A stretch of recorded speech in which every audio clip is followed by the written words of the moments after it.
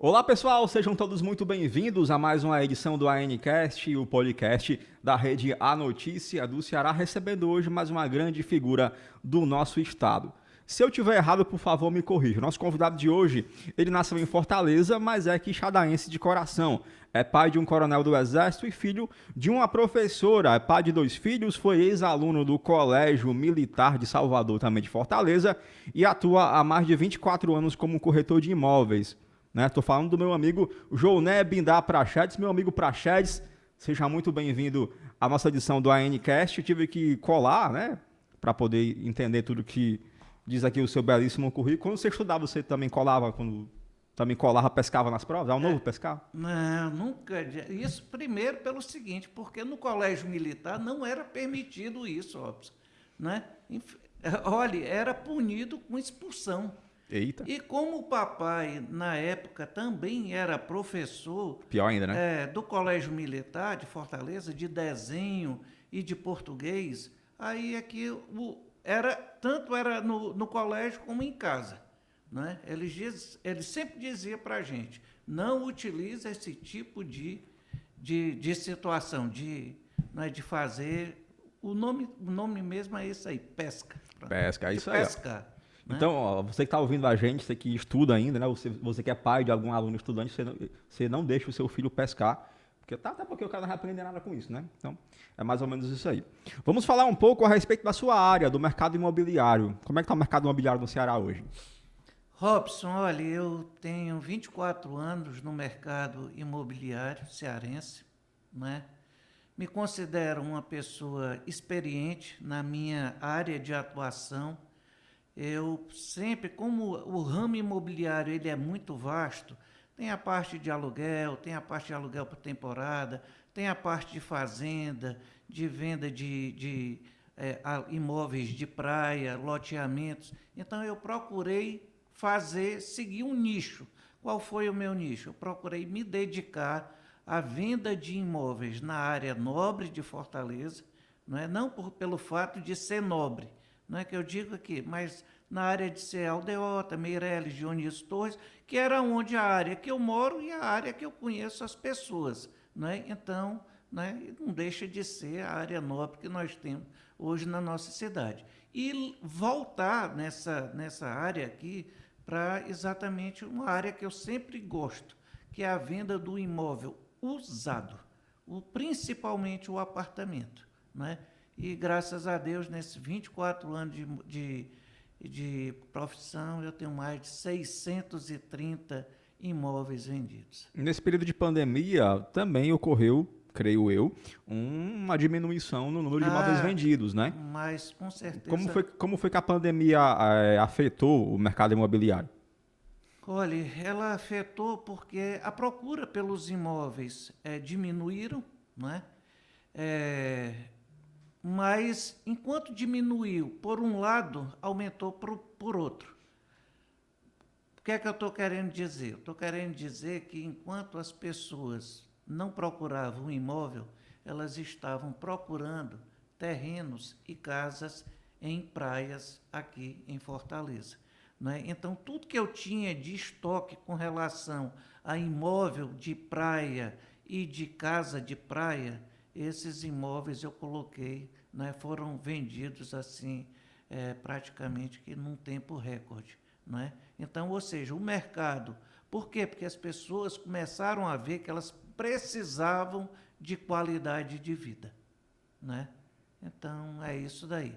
Hoje a gente está se recuperando, aos pouquinhos, e também eu também não me sinto muito à vontade para falar do mercado imobiliário de 1 ano e meio para cá, porque eu tenho me dedicado bastante à política. Eu tenho viajado muito para o interior do estado, visitado as pessoas, conhecendo as necessidades dela e graças a Deus eu estou sendo muito bem recebido e eu estou muito feliz com esse trabalho que eu venho fazendo.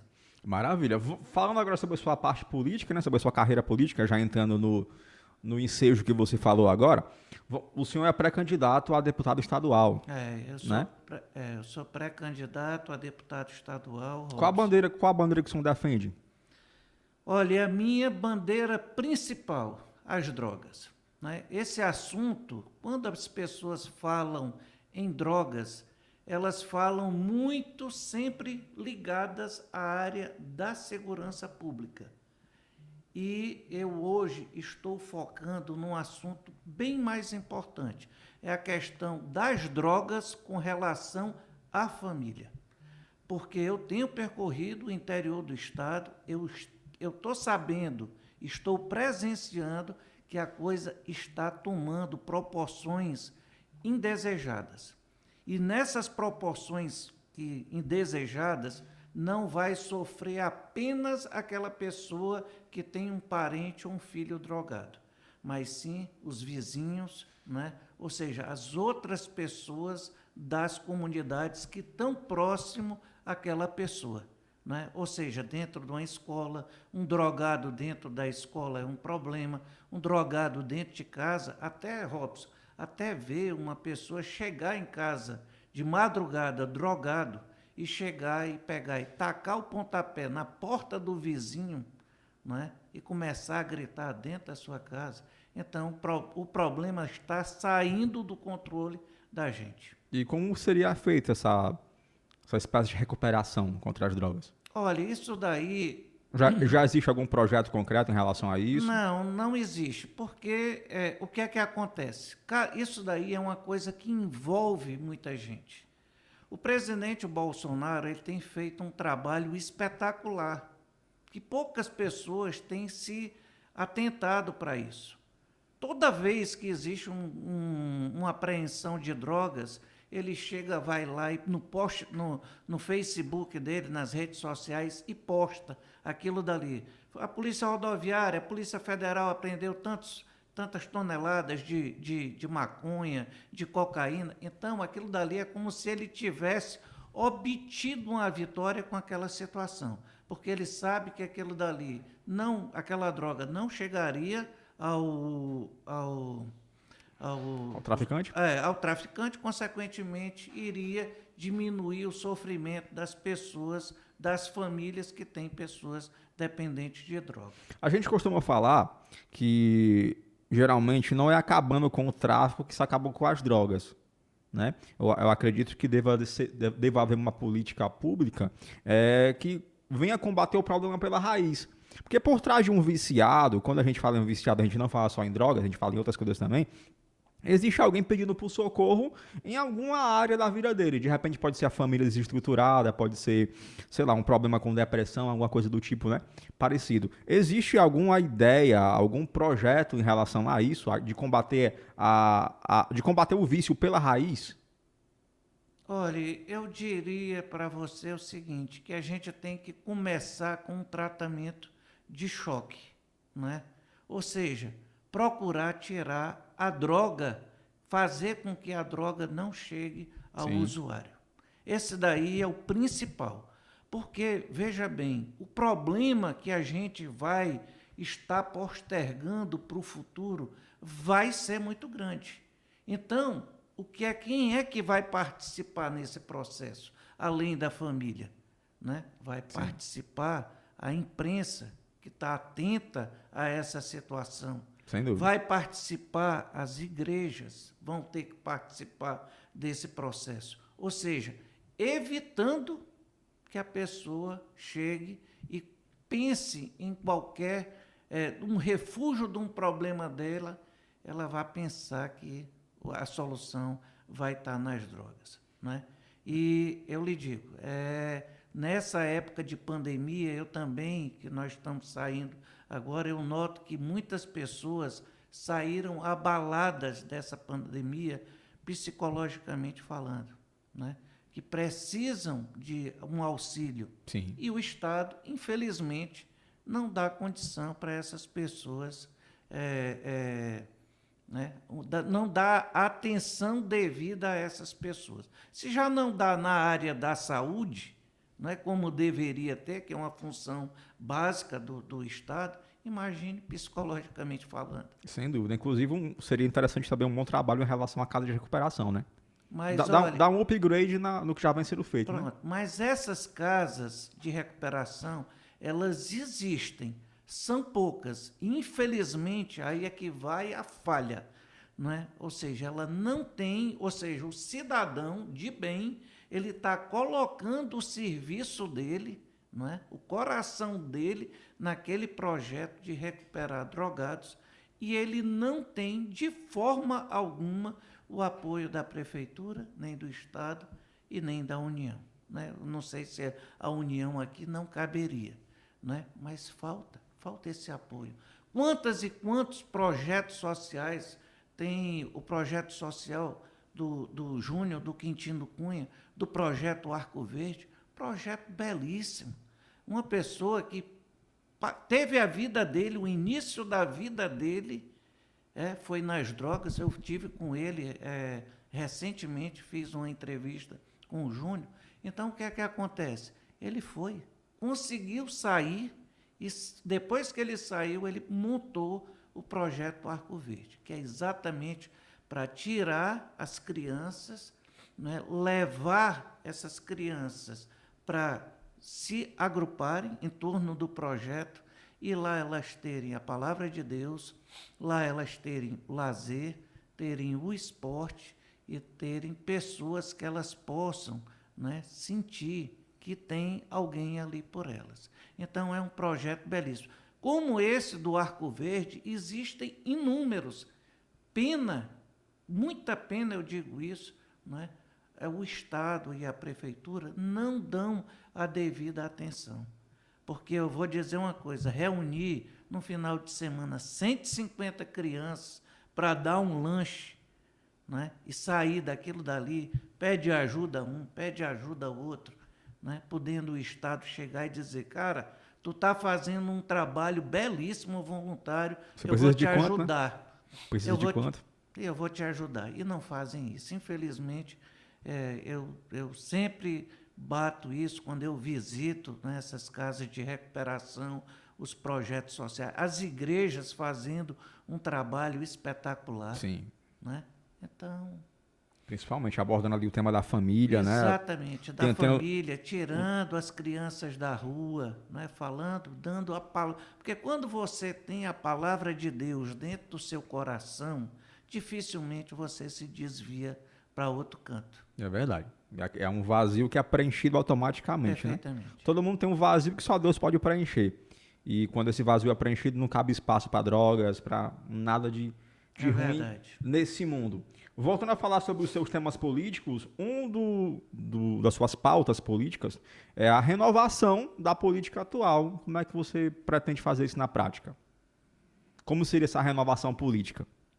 Robson, olha, existem algumas coisas que eu já defendo há muito tempo, né? Há muito tempo mesmo. E essa da renovação política é uma coisa que já caminha comigo há muito tempo. Vamos lá. Eu acho que é inadmissível nós termos deputados, né, estaduais com 6, 7 mandatos na Assembleia Legislativa do nosso Estado. Porque o que é que acontece? Acontece o seguinte, a pessoa se acomoda. Você está me entendendo? Quando a gente chega num canto, a gente chega com gás, né? A gente chega com ideias novas. Então, essas pessoas já estão lá só pelo fato mesmo, né, de quererem o poder, de quererem os benefícios que o cargo oferece, não é? E tem os seus currais eleitorais. Infelizmente, é verdade, mas é o que a gente consegue chegar à conclusão. Eu vou para o interior do estado, muita gente chega lá e diz assim, eu sou Bolsonaro. Eu digo, tá certo, você é Bolsonaro. E quem é o seu candidato ao Senado e quem é o seu candidato a deputado estadual?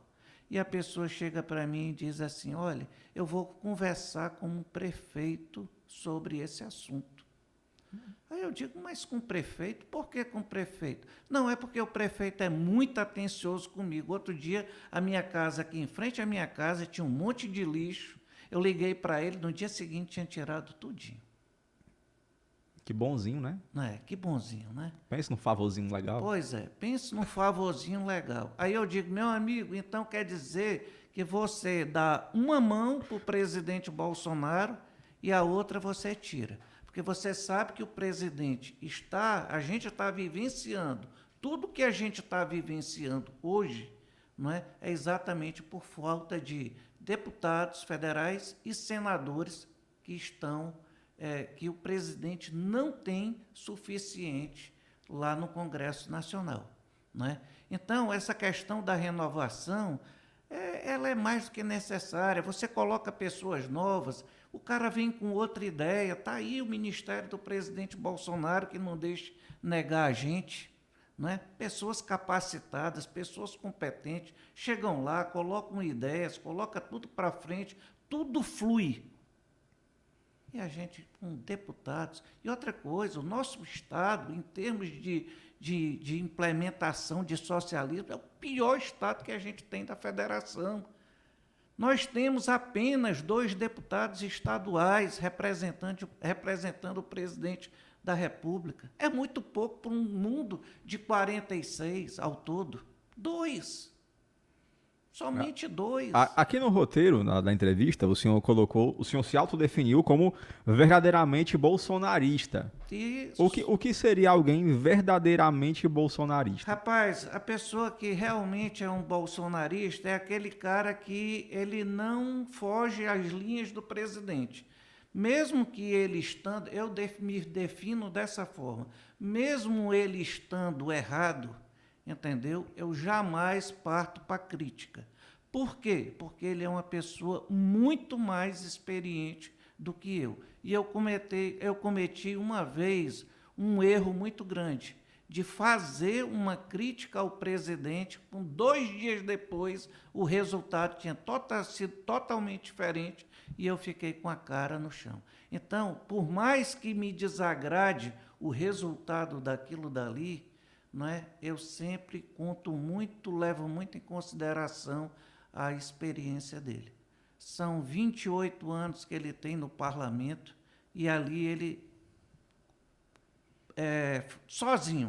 foi sozinho. Ele cresceu dentro daquele Congresso Nacional com as ideologias dele e chegou onde chegou como presidente. Então, os temas que ele defende, foram os temas que eu, como aluno do Colégio Militar, sempre aprendi. Né? Ou seja, a gente Por exemplo? Sexta-feira tinha um paradão. O que era o paradão? Era exatamente uma formatura, onde lá a gente cantava o hino nacional, cantava o hino do Colégio Militar, ou seja, aquele sentimento de união era muito grande em todos nós. Antigamente tinha um paredão, hoje tem um paredão. Exatamente. Bem diferente, diga-se de passagem. Bem diferente. A gente fala muito em polarização política, esquerda, direita. Hoje, a gente falava muito nisso, né? Entre esquerda e direita. Hoje a gente fala muito sobre lulismo e bolsonarismo, né? Ficou assim 2 extremos, pode-se dizer assim. Acho que até diferenciou, né? A esquerda e a direita para ficar algo mais polarizado nesse sentido. Além dessa questão, o senhor também defende que deputados estaduais e vereadores devam ser conservadores natos. Certo. Como é que você conseguia definir isso aí? Eu vou logo aqui adiantar um pouquinho. Eu não colocaria hoje lulismo contra bolsonarista. Não. Lulista contra bolsonarista. A gente está muito mais além nos dias de hoje. A gente está com 2 ideologias bem distintas que as pessoas têm que ter convicção disso. O bem e o mal. Não é mais lulismo, não. A gente chegou a um ponto das nossas vidas que a gente tem que ver o que é certo e tomar partido por aquilo que você acha certo. Né? Não adianta nada você chegar e ir para uma igreja, ir para o seu culto e sair de lá e vir defender o aborto. Isso não entra na minha cabeça. Você concorda comigo? Sim, sim. Então, hoje a gente tem o bem contra o mal. Existe uma perseguição muito grande, que eu considero que isso daí é principal, né? É uma visão que eu tenho nítida, que eles estão querendo acabar com os cristãos. No dia que acabarem com a nossa fé, entendeu? Praxedes, mas isso demora. Mas Mas se bobear, chega, né? Mas exatamente. Se não chegar para mim, chega para o meu filho e chega para o meu neto. Você está me entendendo? Então a gente tem que olhar para o futuro. Né? Tudo que a gente está fazendo isso, fazer essa mudança, essa situação que está enraizada no nosso país, né? Ela não vai mudar do dia para a noite. Ela vai ser muito demorada. E a gente vai pagar caro por isso. E está pagando. E o presidente Bolsonaro está dando um recado muito claro para todos nós. Ele está dizendo, olhe, quem tem que resolver esse problema do nosso país são vocês, eleitores. E eles têm postergado isso para tomar chegando, quanto mais vai chegando perto no dia 2, ele diz assim, pronto, está aqui, eu cheguei e está aqui as urnas para vocês votarem, entendeu? E escolherem qual é o rumo do país que vocês querem para o futuro. O senhor falou aqui no nosso roteiro que o senhor era a favor da renovação política por mais deputados estaduais e vereadores conservadores natos. Como seria esse perfil de vereadores ou deputados estaduais natos? Porque na realidade... Conservadores natos, perdão. Porque na realidade, o que é que acontece? Quando eu falo nato, é aquela pessoa que defende a família, as coisas tradicionais. Deus, pátria, família, né? Então, ou seja, mas o que é que acontece? Isso daí, a pessoa se apresenta como sendo essa pessoa. Mas quando pula para o outro lado, como já aconteceu, depois que se elegem, parece que aquilo dali... É o chamado candidato disfarçado, né? Pronto. Entendeu? Ou seja, ele muda o comportamento dele completamente. Né? Então, quando eu falo conservador, é aquela pessoa que seja mesmo, que esteja ali dentro do coração dele. Seria muito bom se todos os candidatos, né, que a gente tivesse, a gente pudesse chegar e dizer, meu amigo, abra o seu coração aí para eu ver o que é que tem dentro. Você está me entendendo? Né? Porque hoje, a função do político, a gente tem que amar essa terra da gente. Esse país é um país muito bonito. Esse país é um país riquíssimo. Agora, o problema que é que está acontecendo? É o presidente puxando o país para frente e uma ruma de gente atrasada por questões de ideologia, políticas adversas, não deixam a gente crescer. Então, isso aí a gente tem que... a gente está precisando, a nossa sociedade, principalmente aqui no nosso Ceará, a gente está precisando passar o nosso Cearazinho a limpo, né? E a gente da direita, a gente tem que ter a consciência o seguinte, ou a gente se une, ou a gente vai para o buraco tudo junto. E tem muita gente nova chegando, principalmente no interior do estado, né? Olha, eu vou ser sincero com você, eu sempre, nas minhas viagens, eu sempre digo para o pessoal, para os patriotas que estão lá, né? Apareçam, a gente precisa renovar aqui a situação política de cada município de vocês. E tem sido um compromisso que eu tenho assumido como pré-candidato. Eu digo, se eu for eleito, eu vou dar apoio para vocês aqui.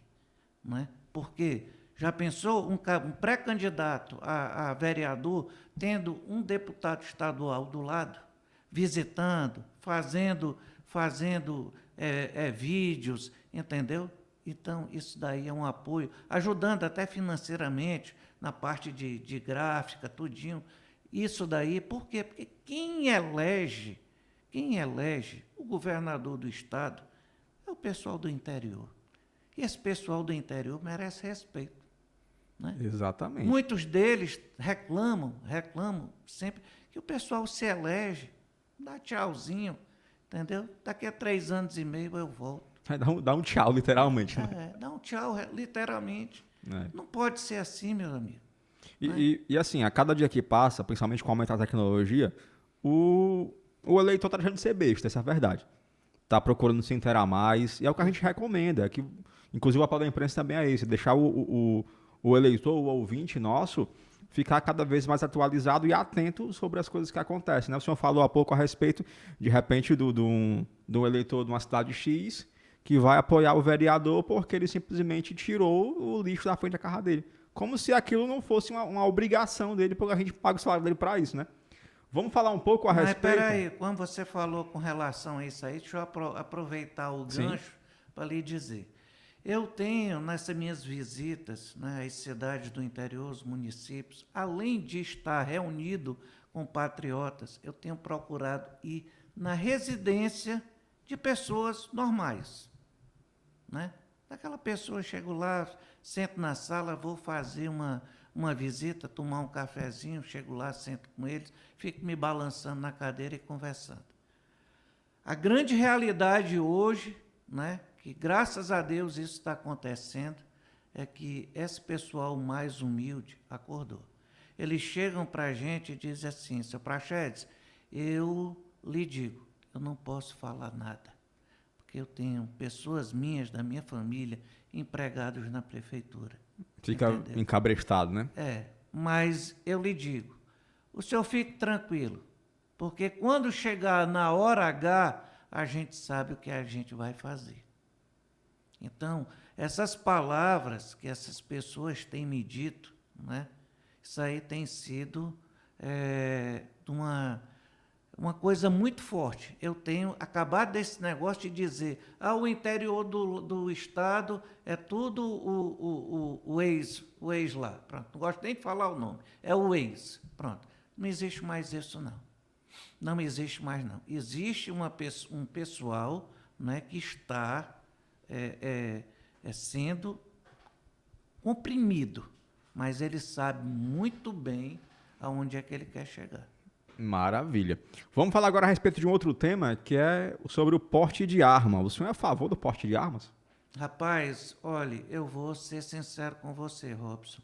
Eu sou completamente a favor, inteiramente, tudo que for de forma positiva para um cidadão de bem, tá certo? Devidamente qualificado, porque não é chegar lá. Antigamente você chegava no Ronce. Porque assim, quando a gente fala em apoio ao porte de armas, a gente pensa logo em quê? Não, vai ser liberado arma para todo mundo. Não. Aí a turma já pensa assim, mas rapaz, hoje, antigamente todo mundo resolvia na base da porrada as coisas, né? A turma dava um, eu vou brigar com fulano de tal, né? Mas hoje em dia não, se o cara pegar um outro, ficar com raiva, mete bala. Não. Então quando a gente fala em porte de arma, a turma já pensa logo nisso, né? Mas está muito longe de ser dessa forma, tá certo? Até bem pouco tempo eu participava da venda de de um fabricante de arma no nosso país, né? Então eu conheço bem sobre o métier. O que é que acontece? Rapaz, a burocracia é muito grande. Primeiro, você já tem que começar tirando todas as suas certidões negativas, né? Criminal, de tudo você tem que mostrar que se dá pensão pro menino. exatamente, que você é um Tá cidadão. ouvindo não, operador? Você tá, como é que se diz? Você tem que provar, né, que você é uma pessoa preparada para ter aquele armamento na sua casa, entendeu? Ou junto do seu corpo. Quando a gente fala em preparação, também você está querendo se referir a treinamento de... Perfeitamente. E principalmente a questão do exame psicológico. Eu fiz uma vez um exame psicológico quando eu tinha o interesse de adquirir uma arma, né? E eu fiz. Olha, é um exame muito minucioso, muito detalhista, e que as pessoas que estão à frente, né, são pessoas credenciadas pela Polícia Federal para fazer esse tipo de avaliação. para saber se a pessoa está equilibrada psicologicamente para poder ter o armamento dela. Aí depois disso daí, ela vai ter que estar afiliada a um clube de tiro. Os clubes de tiro no interior do estado têm aumentado de forma assustadora, né? A venda de armamento também tem sido, e de munição também tem sido, não sou muito de falar em números não, mas as provas estão aí, né, nas redes sociais, é só se consultar. Deixa eu te perguntar uma coisa. Vamos supor, estou aqui, fiz a minha certidão, estou limpinho, não devo nada para ninguém, na polícia, nem nada. Não, a minha pensão está em dia com os meus filhos, né? Lembrando que eu não sou de pagar a pensão, porque eu não sou casado ainda. Mas, enfim, eu estou apto para adquirir uma arma. Qual é o procedimento para eu poder comprar uma arma hoje? A primeira coisa é você ir num clube de tiro. Pronto. Você vai ao clube de tiro, o clube de tiro vai lhe orientar.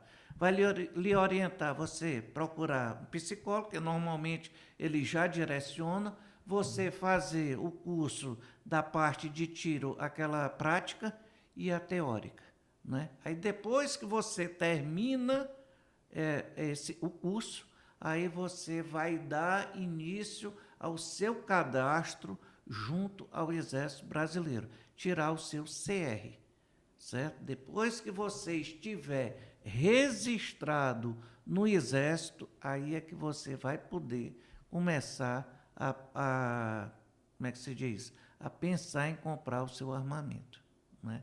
E lhe digo, não é um processo fácil assim não, né? Até tirar o seu CR, pelo menos na época que eu estava, demorava em torno, desde o início que você começasse ali para fazer, em torno de uns 6 meses.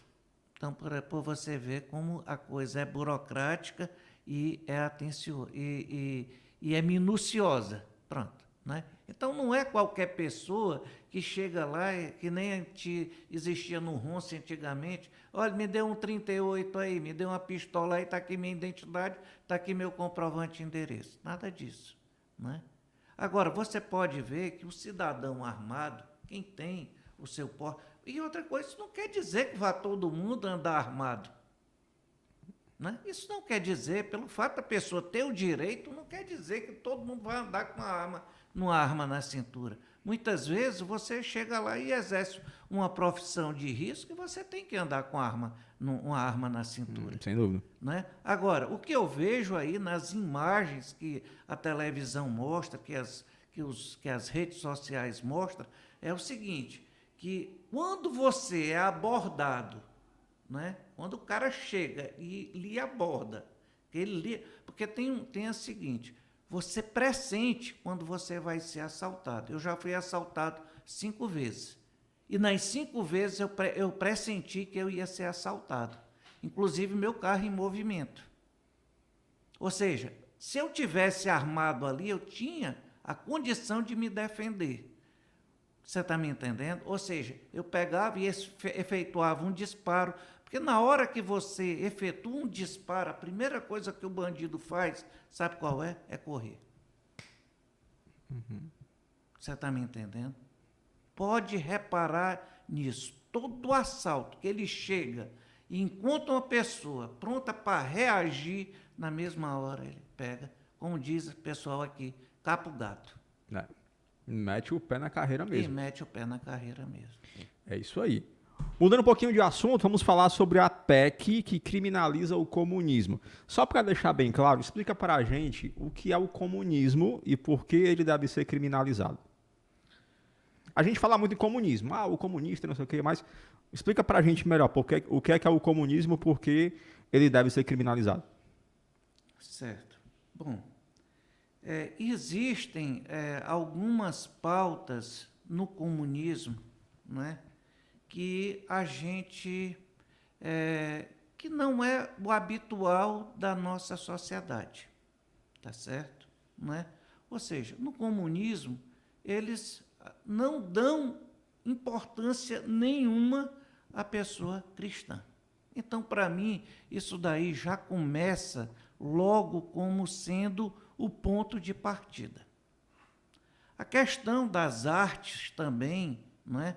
Hoje a arte que esse pessoal diz que no tempo de outrora, antes do presidente Bolsonaro, né? As artes dessas pessoas eram coisas de dar vergonha para qualquer um. Né? Como é que a gente, um país, né, rico, desenvolvido, em plena fase de desenvolvimento, apresentar o que a gente via aí como arte pro exterior? Né? Então, esse sistema, a questão das universidades, né, não estão deixando mais o jovem pensar. Eles estão dizendo, é desse jeito aqui. Tem que ser desse jeito. Então, como é que a gente vai resolver isso daí? A gente vai resolver isso daí, que eu acho, não tenho certeza, que era a grande sacada e a saída para resolver os problemas do nosso país. O senhor já falou sobre universidade, aconteceu um fato curioso comigo. Me lembro quando eu comecei a faculdade de jornalismo, uma professora, né, porque eu não vou citar o nome aqui, por ética mesmo, ela começou a falar o que o senhor falou agora, né? A tentar implementar e impor algumas coisas para tentar, eu não sei se era a intenção dela, mas de acordo com a grade curricular da faculdade, tentar incentivar a gente a seguir aquilo que ela estava falando. Vou te dar um exemplo aqui. A gente falou a respeito do comportamento humano, né? Porque alguns seres humanos tomavam alguns tipos de decisões. E aí um colega meu citou Caim e Abel. Pois é, o Caim matou o irmão Abel e tal, né? E aí a professora pegou e falou, pois é, vamos citar aqui Caim e Abel. Se Deus não fosse alguém ruim, não teria deixado o Caim ficar com raiva, ao ponto dele matar o irmão. Aí, naquela hora, eu como cristão, fiquei, te confesso, agredido naquela hora. Cheguei para ela e falei assim, ó, professora, o negócio não foi assim, não. Quando eu falei isso, imagina uma turma com mais de 60 alunos. Eu lá atrás, todo mundo olhou para mim assim. Aí o pessoal, vai lá, me Deus. Fala, o que é que tá falando aí? A professora olhou para mim com a cara desse tamanho. Pô, me conte como é que aconteceu. Aí eu peguei e contei a história. Falei, professora, aconteceu assim, assim, assim. Deus criou Adão e Adão e Eva tiveram os filhos, Caim e Abel. Aí o que aconteceu? Caim, eles sempre pegavam aquilo que eles plantavam ou que produziam e entregavam uma parte para Deus, que é a chamada primícia. Então, tipo, Caim era um cara que cuidava da agricultura. Então, ele cuidava das verduras, dos legumes, das frutas. E Abel era um pastor de ovelhas. Então, Abel fazia o quê? Ele cuidava do pasto, dos carneiros, das ovelhinhas lá do pai dele. E aí, numa bela tarde, eles foram entregar isso para Deus. O Abel pegou a primeira ovelha que nasceu no rebanho dele, foi lá, tratou e deu o melhor para Deus, enquanto que o Caim pegou a melhor parte da colheita dele, ficou para ele e deu o resto para Deus. Era bonitinho? Era. Só que era o resto, não era o melhor. Aí eu te pergunto, o seu Praxedes, tá aqui o seu filho, é seu aniversário. Aí o seu filho mais novo pega, te compra um bolo. Um bolo bem bonitinho. Imagina um bolo de chocolate com glacê em cima, com a pontinha de uma cerejazinha em cima. E o outro te compra um sanduíche e come metade do sanduíche e te dá. Tá aqui meu presente. Você vai se agradar com qual? Com o bolo, porque ele deu o melhor. Então, dessa forma, o que aconteceu? Deus se agradou mais com a oferta de Abel. E aí, mas por que o Caim matou Abel? Porque esse sentimento ruim não foi Deus que foi lá e jogou. Esse sentimento ruim já nasce no coração da gente. De fazer o bem ou de fazer o mal. E ele é ativado quando um gatilho vem até a gente. No caso dele foi o gatilho da inveja. Eu falei, então, a culpa da morte do Abel não foi de Deus, foi de Caim. Quando eu falei isso, a professora ficou assim, abismada. Também não deu mais nenhum pio. É como o senhor falou. Hoje em dia é implementado dentro das faculdades esse tipo de doutrina, né? Em que a turma é obrigada, claro, se quiser, a ter que aguentar certo tipo de coisa. E se o jovem hoje, eu falo jovem porque a maioria da faculdade é composta por alunos jovens, mas se os universitários hoje não tiverem a cabeça no lugar, eles se deixam influenciar, sim, infelizmente. Mas só voltando à questão da criminalização, olha, se um projeto desse, uma PEC desse de emenda à Constituição, ela é aprovada, tanto é que está aí a importância que a gente tem de ter uma maioria no Congresso Nacional. Veja bem, a gente iria resolver quase todos os problemas desse país. Por quê? Porque criminalizando vai ter penalidade. A penalidade, se não me falha a memória, era de 4 anos de reclusão. Então, o que é que ia acontecer? Ia acabar o problema que a gente tem dentro de faculdade. Professor ia voltar a ser professor, né? Ia acabar problema dentro do nosso judiciário. Todo canto que a gente fosse, não iria mais existir esse tipo de situação. Ou seja, nós precisamos, na realidade, de paz. É que todo mundo viva bem. E a partir do momento que disser, acabou um lado, esse lado aqui não mais existe, pode ter certeza que todo mundo volta a se unir para fazer um país mais forte. Maravilha. E tem também um detalhe, uma vez eu estava, né, numa dessas viagens, aí o cara... Eu gosto muito do interior porque a sabedoria do povo do interior é imensa. Sim. E a pessoa chegou para mim e me abordou da seguinte forma, ele estava cantando lá, ele tocando uma sanfona, ele chegou para mim e olhou assim... Você toca sanfona? Eu não. Já pedia para me ensinar aqui. Não. Tava lá, o caba chegou lá, a gente saiu para o açude, né? Foi tomar um banho de açude. E eu digo, a pessoa que me recepcionou lá, o Francisquinho, lá em Assaré, disse, olha, seu Praxe, peraí que eu vou pegar o sanfoneiro. Olha né? aí, rapaz. Aí foi, quando a gente foi, aí a gente foi pegar o sanfoneiro do roçado.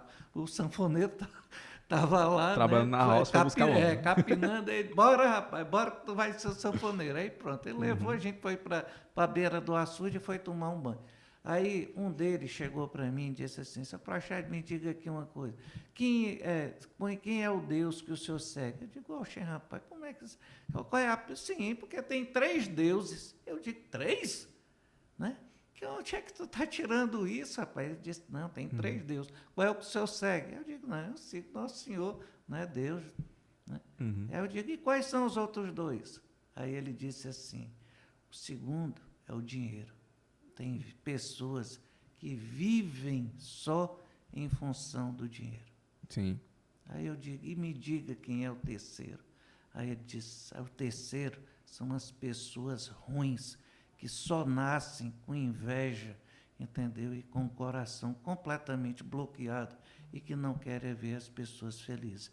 E realmente isso é verdade, né? Depois vamos marcar para ir no Assaré conhecer esse sanfoneiro. Bora, vamos marcar para ir a Assaré para a gente conhecer lá. O operador Rapaz, também tem sido muito proveitosa as minhas viagens. Tenho feito muita amizade. Além das amizades, tenho aprendido muita coisa.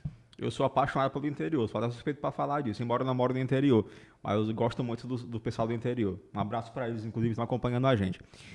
O senhor falou aqui a respeito da prefeitura ser o principal empregador do município, né? Não existe um incentivo por falta dos prefeitos para haver uma espécie de progresso nas suas cidades. Como é que o senhor enxerga isso? E na maioria de todas as cidades do interior, infelizmente, essa é a realidade. Todo mundo fica pendurado nos cabos eleitoral, né? Exatamente. Todo mundo. Não existe mais concurso público nas cidades, até mesmo aqui em Fortaleza é tudo cargo comissionado. Essa palavra aí já virou, daqui a pouco então, o pessoal está colocando dentro de Constituição e virando lei, porque ninguém quer fazer mais concurso público, é tudo cargo comissionado. Ou seja, você chega e se elege o prefeito do interior desse daí, até mesmo aqui da capital, todo mundo chegar lá para apoiar a sua base política toda lá dentro. Né? Isso daí é completamente errado. E no interior, o que é que acontece? Né? Os prefeitos de vez estar incrementando maiores possibilidades para o comércio, trazer faculdades para dentro das suas cidades, né? Trazer geração de emprego através de uma fábrica, dando isenção fiscal para essas empresas, mas infelizmente, meu amigo, né? A coisa não funciona assim. A gente passa 10, 15 anos sem voltar numa cidade. Quando você volta, é tudo do mesmo jeito. E tem delas que está pior ainda. Eu imagino, viu? Imagino realmente isso. E hoje a gente também percebe muito nas cidades, quando a gente visita, quando a gente vai fazer matéria, algo do tipo, que os prefeitos agem como se fossem os próprios donos da cidade, né? Rapaz, com aquela autorização que o Supremo deu na pandemia para estados, municípios, a verdade é essa. Hoje o que é que acontece? O cara é prefeito de uma cidade, normalmente o delegado é gente indicada dele. Né? Todos os cargos ali daquela cidade praticamente são ligados ao prefeito, são indicados por eles. Então, como é que a gente pode viver numa democracia desse jeito se está tudo fechado? É essa a pergunta que eu faço. Né? Como é que a gente vai mudar isso aí? A gente vai mudar no voto. É a única maneira que a gente tem. Né? Muitas pessoas chegavam lá, o ano passado, falavam em intervenção militar. Não existe mais condição para isso. O mundo não permite mais esse tipo de coisa. E um detalhe muito importante é o seguinte, a gente tem que, todo problema que surgir na nossa sociedade grave, a gente for pensar em chamar as Forças Armadas, né? E quando é que a gente vai evoluir? Então, para a gente, né, aprender a dar valor, a gente tem que sofrer, tem que ralar, como a gente está fazendo agora. Está todo mundo indo para a rua, está todo mundo se mobilizando, mas a gente não vai passar a vida da gente toda vivendo em Praça Portugal, aterro da Praia de Iracema, fazendo manifestação. Por quê? Porque os políticos estão aí. Cabe a gente colocar as pessoas corretas. Né? E evitar que essas pessoas que a gente coloque, né? Porque quando chegar perto da eleição, só o que vai aparecer são os camuflados. Todo mundo é candidato enrolado com a bandeira do Brasil, aí você chega lá, vai no Instagram do cara, não encontra uma foto do presidente, né? Você não encontra uma bandeirazinha do Brasil, mas o cara está se apresentando para a sociedade como um bolsonarista.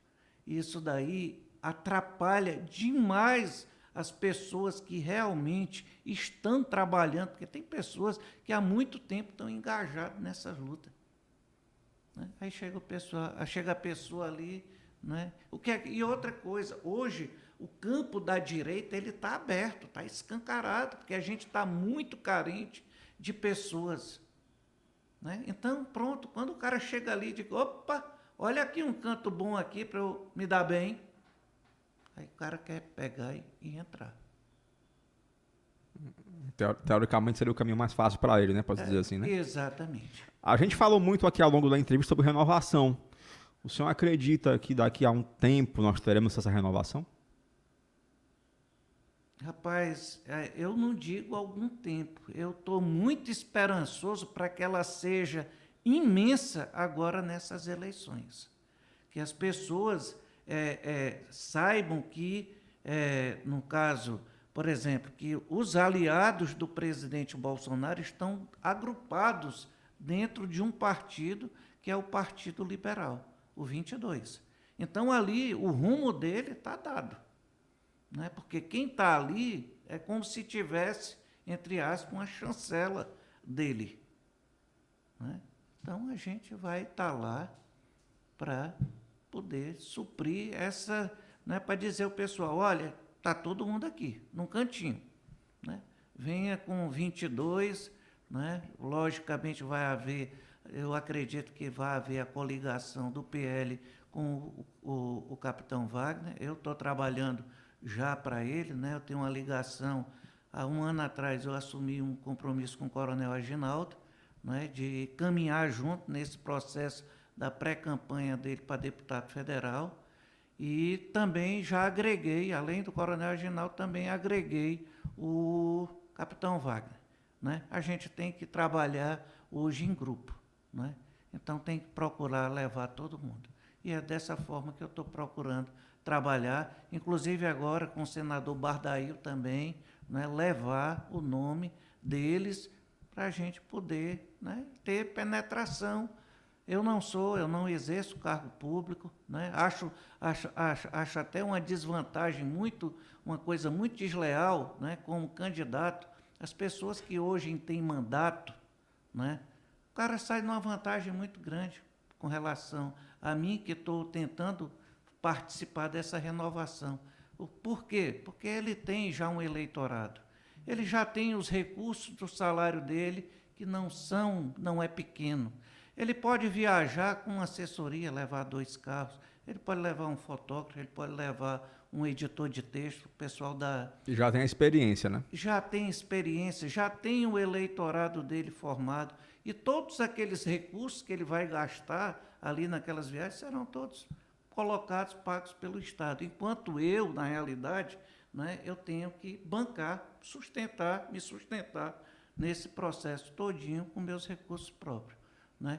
Sou um defensor fiel da candidatura individual. Eu acredito que a gente ainda vai chegar ao ponto, né, de chegar lá e dizer, não tenho nada contra partido político. Quem quiser se vincular ao partido político, fique à vontade. Mas eu tenho certeza absoluta, se hoje houvesse candidatura individual, o presidente Bolsonaro ele iria pela candidatura individual, né? Quem quiser ser político, que banque a sua candidatura. E chegue lá e diga assim, olha, eu vou gastar com isso, com deslocamento, com hotel, né? Tá aí minhas despesas, e banque a sua candidatura. E não ser bancado com um fundo eleitoral imenso, que eu sou, né, completamente contra isso daí. Né? Mas é isso aí mesmo. Pois é, rapaz, o papo tá bom, mas infelizmente estamos chegando ao final de mais uma edição do nosso ANCast. Meu caro Praxedes, foi um prazer te receber aqui na 3ª edição do nosso podcast. Eu queria que você deixasse para os ouvintes as suas considerações finais.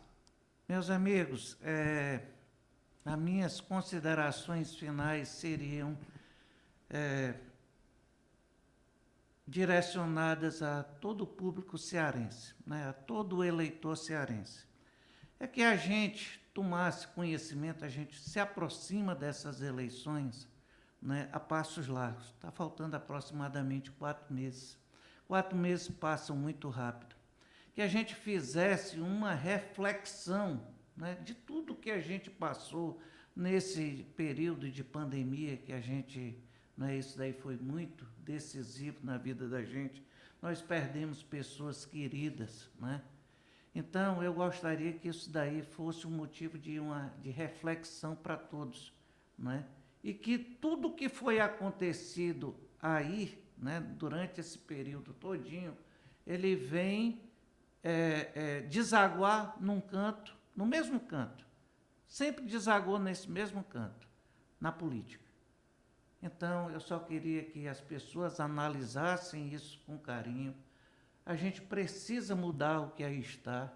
A gente precisa de uma renovação política forte, né? Tanto na área federal quanto na área estadual. Um abraço, agradecer aqui o nosso amigo, o Robson, né?